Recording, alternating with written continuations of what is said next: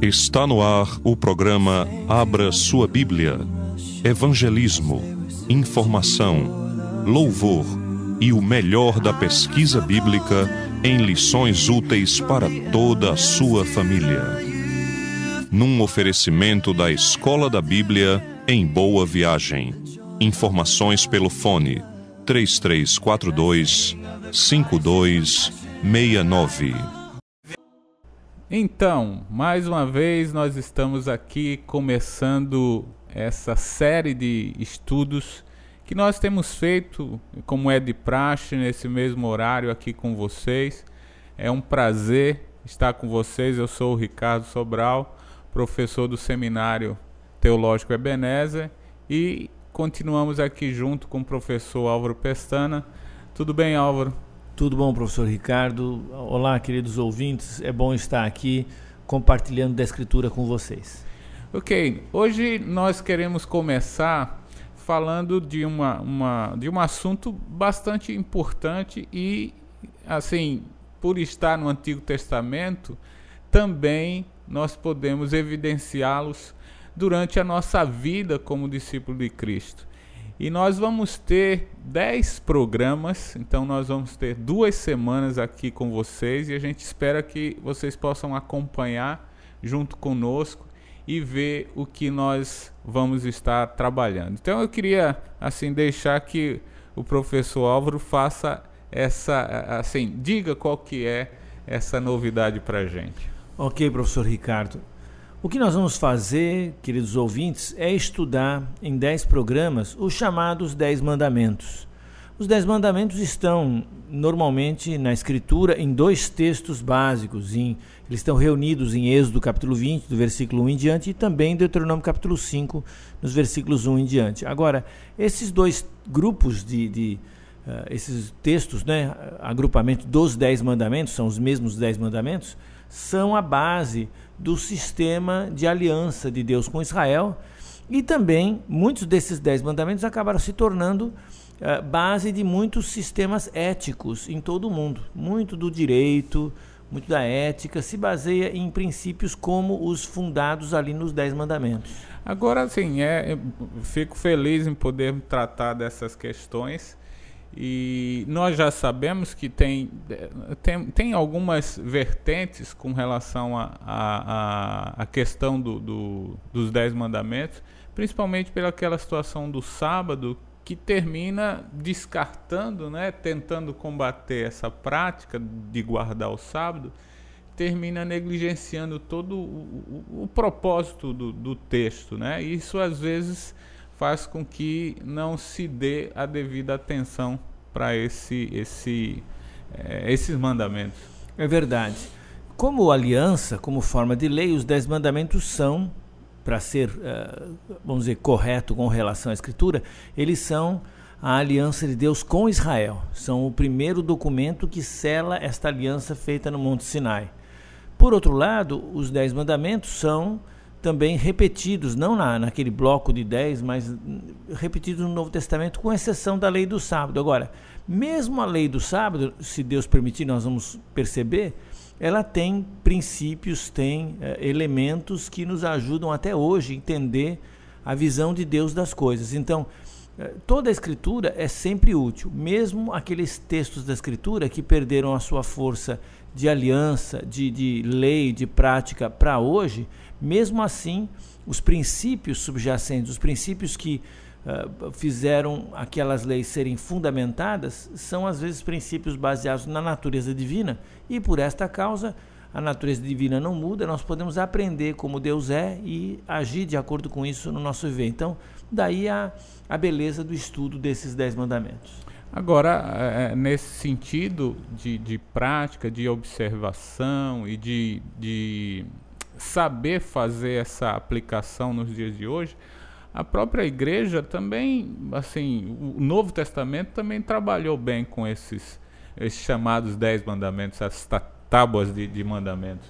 Sim, trabalhou, porque nós lembramos que a igreja antiga não tinha, logo no seu começo, o Novo Testamento escrito. Eles tinham a nova aliança que Jesus deixou, mas o texto, a Bíblia deles ainda era o Velho Testamento. Então eles faziam uma leitura cristã do Velho Testamento, que é, eu espero, o que nós vamos fazer nesses programas aqui, incentivando, sobretudo, os nossos ouvintes a pensarem em estudar a Escritura nesse nível. Daí, recursos como o Seminário Teológico Ebenezer estão à disposição para nos ajudar a fazer uma leitura cristã de textos antigos, de textos até que não são primariamente da aliança que Jesus Cristo fez com todas as nações. Ótimo. Então, assim, eu estou muito motivado para ver quais são essas instruções que a gente pode tirar, e eu fico muito feliz pela presença do professor Álvaro, que certamente nos trará bastante coisas importantes sobre isso. Eu vou ficar aqui só aprendendo também, e qualquer coisa eu posso fazer a pergunta que você talvez esteja pensando aí para ele responder. Falando nisso, se você tiver alguma dúvida, alguma coisa que você gostaria que nós tratássemos aqui, entre em contato conosco. Você pode ligar para nós no 33425269 ou no 33416514 e deixar a sua sugestão, ok? Então, sem muitas delongas, vamos lá. Qual seria o primeiro mandamento, professor Álvaro? O primeiro mandamento está em Êxodo capítulo 20, versículo 3. Não terás outros deuses diante de mim. E nós vamos falar sobre isso agora. De fato, não ter outros deuses diante de Deus, Javé, no Velho Testamento, Yahweh, não é? Era o primeiro mandamento. As tradições biblistas, tipo judaica, católica, luterana, protestante, têm diferentes enumerações dos 10 mandamentos, mas nós vamos seguir a tradição que considera o versículo 3, né, Êxodo capítulo 20, verso 3, como o primeiro mandamento. Não terás outros deuses diante de mim. E esse mandamento significa pelo menos 3 coisas que nós queremos ressaltar aqui. Primeiro, já é uma declaração de que não existem outros deuses. A ideia do monoteísmo, a ideia da crença que Deus é um só, não é? Isso hoje em dia é um assunto que já está bem difundido, embora nem todos concordem. E na prática, muitas vezes, embora até grupos confessem que Deus é único, na prática seguem outros deuses, o interesse, o dinheiro, às vezes a juventude, os prazeres, enfim, tem coisas chamando a atenção do homem como se fosse um Deus. Mas o primeiro mandamento está dizendo, a única realidade está no Criador. E se nós corrermos atrás de outras coisas, vamos, na linguagem bíblica, correr atrás do vento. É uma vaidade de vaidade e a gente acaba com nada nas mãos. Então, esse mandamento, não tem outros deuses, é um chamado à realidade, um chamado àquilo que é verdadeiro. Deus é a única realidade perene. As outras coisas são ilusórias, por mais que nos pareçam serem perenes.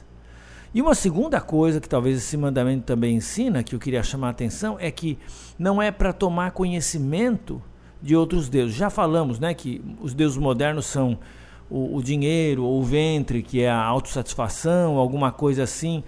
Hoje em dia o que se fala de autoajuda, de saúde, está na moda, está bombando esse assunto. O ponto é que acaba sendo um outro Deus, uma outra armadilha que nos tira do Deus único. Então, cuidado. Não tome conhecimento desses chamados outros deuses, inclusive a Escritura. E como não fazer isso? Volte-se para a Bíblia, leia a palavra de Deus, veja o que Jesus falou, você vai ficar focado nesse Deus verdadeiro que existe. No fim das contas, o que Deus quer é que nós tenhamos essa dedicação plena, porque Ele nos redimiu. Justamente em Êxodo capítulo 20, antes de dar esse mandamento de não terás outros deuses, Ele disse assim, eu sou o Senhor teu Deus que te tirei da terra do Egito, da casa da servidão. Ou seja, Deus diz, eu estou chamando você para me seguir, para não ter outro Deus diante de mim, porque eu estou te salvando, né? É como no Novo Testamento que nós temos um versículo famoso, que Deus amou o mundo de tal maneira que deu o seu Filho unigênito, para que todo que nele crê não pereça, mas tenha vida eterna. Esse trecho de João 3,16 está dizendo, olha, o amor redentor de Deus nos convida a seguir a Deus, seguir Jesus. E por isso, então, não ter outros deuses diante do Senhor Redentor é o conselho que a Escritura dá. Então, essa questão de não ter outro Deus, já era sabido que não existia outros deuses, mas o homem criava esses deuses, idolatrava essas coisas que não eram deuses. E certamente hoje nós temos essa mesma questão. Até na época, com toda esse propósito de propagandas e etc., todo mundo ficava com medo e achava que deveria prestar culto. Hoje a mesma coisa. O que se coloca é esse medo, e as pessoas terminam também criando suas defesas e achando que essas coisas que criam podem protegê-lo. E certamente essa passagem traz o que Deus é o único e é aquele que nos ama e nos sustenta. Muito obrigado, Álvaro. Então, venha participar conosco amanhã, que nós vamos dar continuidade desses estudos. Que Deus possa abençoar você e sua casa. Até mais. Fique com Deus, até mais. Ele exaltado, o Rei exaltado no céu. Eu louvarei, Ele exaltado, para sempre exaltado o seu nome. Louvarei, Ele é o Senhor, sua verdade vai sempre reinar. Terra e céus glorificam seu santo nome. Ele é exaltado, o Rei exaltado nos céus. Ele é exaltado, o Rei exaltado nos céus. Eu louvarei, Ele é exaltado, para sempre exaltado o seu nome. Louvarei, Ele é o Senhor, sua verdade vai sempre reinar. Terra e céus glorificam seu santo nome. Ele é exaltado, o Rei exaltado nos céus.